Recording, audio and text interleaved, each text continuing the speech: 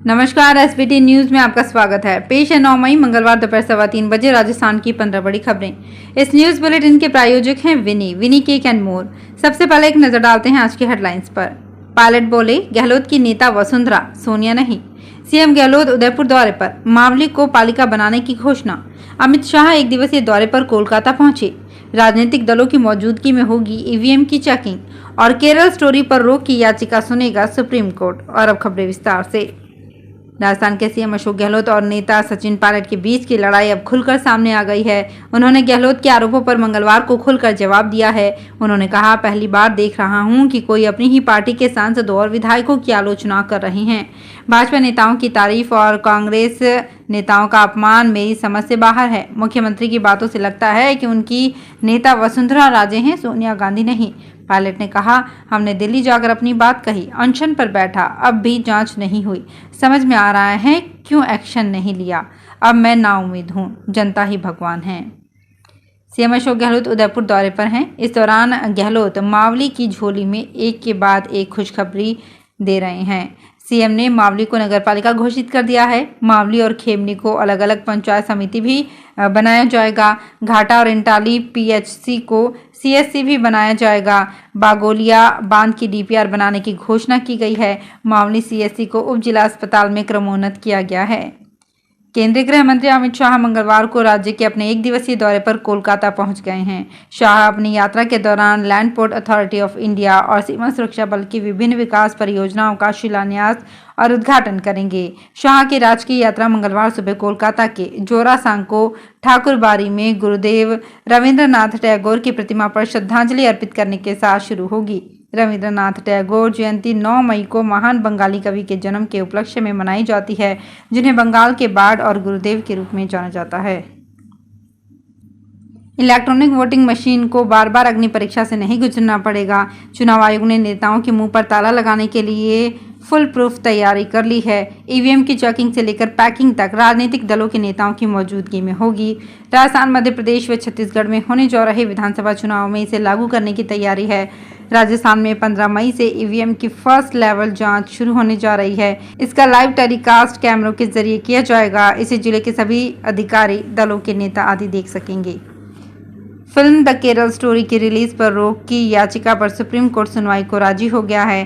कांग्रेस नेता और senior advocate Kapil Sibal ने मंगलवार को चीफ जस्टिस से याचिका पर जल्द सुनवाई की अपील की। इसके बाद अदालत ने सुनवाई के लिए 15 मई की तारीख तय कर दी है। पहले सुप्रीम कोर्ट ने कहा था, फिल्म अच्छी है या नहीं यह बाजार तय करेगा। फिल्म 5 मई को रिलीज हुई है और इसी दिन केरल हाईकोर्ट ने फिल्म का ट्रेलर देखा था। इसके बाद अदालत ने फिल्म की रिलीज पर रोक से इनकार कर दिया था। इस फिल्म को बंगाल और तमिलनाडु में बैन कर दिया गया है, जबकि मध्य प्रदेश और उत्तर प्रदेश ने टैक्स फ्री किया है। राजस्थान में हुए शहरी स्थानीय निकाय उपचुनाव के परिणाम सोमवार को घोषित किए गए। इसमें सत्तारूढ़ कांग्रेस ने 4 सीटों पर दर्ज की है, वहीं 8 सीटें भारतीय जनता पार्टी के खाते में गई हैं। 2 सीटों पर निर्दलीयों ने जीत दर्ज की है। राज्य निर्वाचन आयुक्त मधुकर गुप्ता ने बताया कि राज्य के 12 जिलों में 14 सीटों पर नगरीय निकाय और पंचायती राज संस्थाओं पर उपचुनाव 7 मई को करवाए गए थे। इसके परिणाम सोमवार को घोषित किए गए। आयोग ने आधिकारिक तौर पर देर सोमवार रात परिणाम जारी कर दिया। चुनाव परिणाम घोषित होने के बाद बीजेपी के प्रदेश अध्यक्ष सीपी जोशी ने पार्टी कार्यकर्ताओं को जीत की बधाई दी है। पश्चिमी विक्षोभ का असर कम होते ही गर्मी ने भीषण रूप ले लिया है। राजधानी जयपुर में मंगलवार को ही 1 डिग्री अधिक यानी कि तापमान 40 के पार पहुंच गया है। ज्येष्ठ माह के शुरू होते ही राजस्थान में गर्मी ने रफ्तार पकड़ ली है। मौसम विभाग के अनुसार मंगलवार को भी गर्मी के तीखे तेवर देखने को मिलेंगे।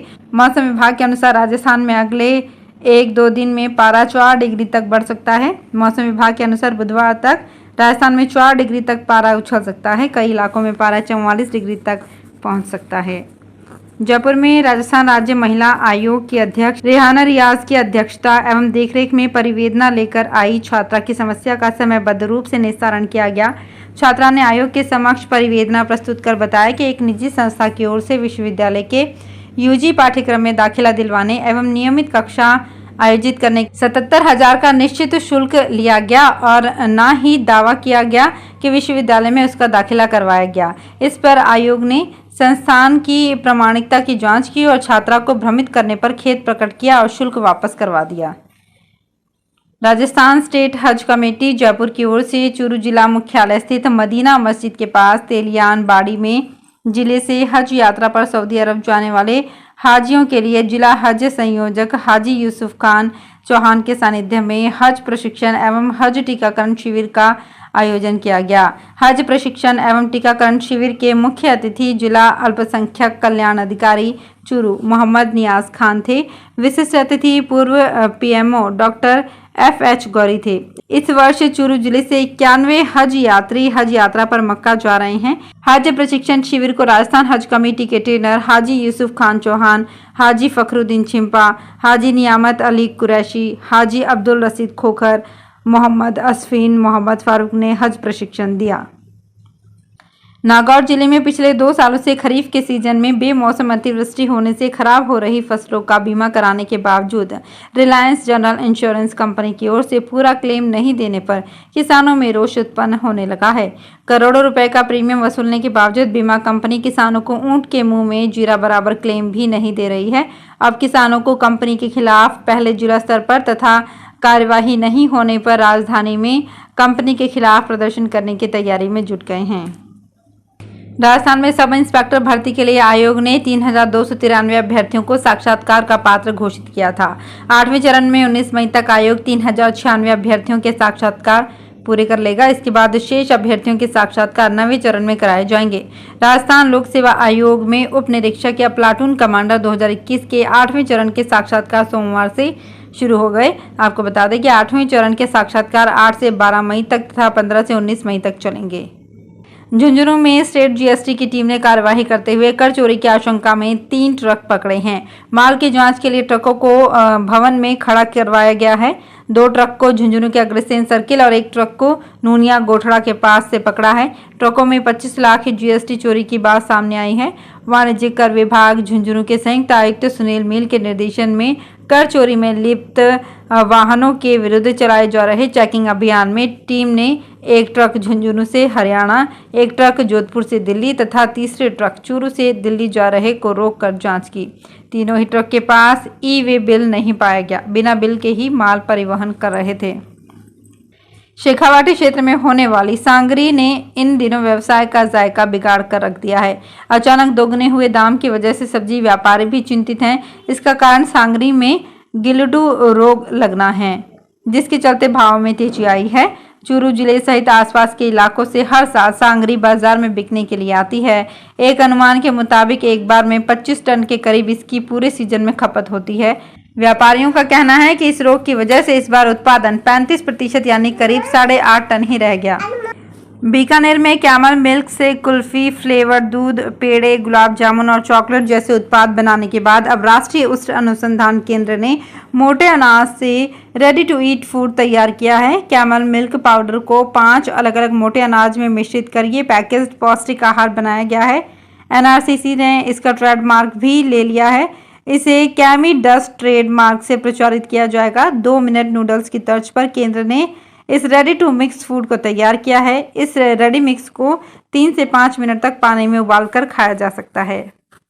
ज्येष्ठ मास के आते ही तेज हुई गर्मी के चलते जोधपुर में ठाकुर जी को राहत के लिए जतन शुरू हो गए हैं। शहर के प्रमुख मंदिरों में ठाकुर जी के लिए पंखे, कूलर चालू हो गए हैं। गर्मी के मौसम को देखते हुए ठाकुर जी को लगाए जाने वाले भोग और पोशाक बदल दी गई है। जूनी, धान मंडी, गंग श्याम जी, कुंज बिहारी सहित पुष्टि मार्गीय और शैव मंदिरों में भगवान की दिनचर्या बदल गई है। वहीं शिव मंदिरों में अक्षय तृतीया से शिवलिंग पर जलाधारी लगाई गई है, जो श्रावण माह की शुरुआत तक चलेगी। तो फिलहाल इस बुलेटिन में इतना ही। फिर हाजिर होंगे कुछ और बड़ी खबरों के साथ। अगर आप भी अपने आसपास की छोटी बड़ी और महत्वपूर्ण खबरों से अपडेट रहना चाहते हैं तो सब्सक्राइब कीजिए हमारे चैनल SPT न्यूज को और प्रेस कीजिए बेल आइकन पर।